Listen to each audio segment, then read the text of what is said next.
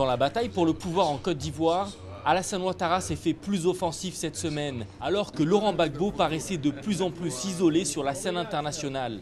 Toujours retranché dans son hôtel luxueux d'Abidjan, cerné par l'armée, M. Ouattara prône désormais une action commando non violente pour le chasser du palais présidentiel. Maintenant, s'il s'entête, il appartient à la CEDEAO de prendre les mesures nécessaires.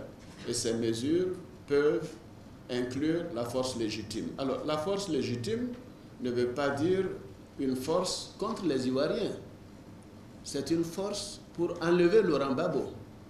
Pour Alassane Ouattara, ce serait l'ultime recours face à un homme qui refuse de quitter le pouvoir malgré toutes les pressions internationales.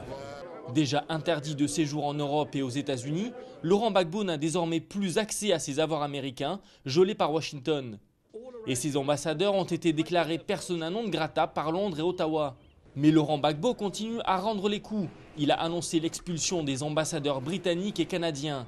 Et sur le terrain, les violences continuent. 210 personnes ont été tuées depuis la mi-décembre dans des affrontements selon l'ONU. La situation humanitaire est préoccupante surtout à l'ouest du pays. Même avant les événements d'il y a 2 jours, ce conflit intercommunautaire à Douékoué, on a enregistré beaucoup de cas de personnes qui traversaient la frontière pour aller se réfugier au Libéria.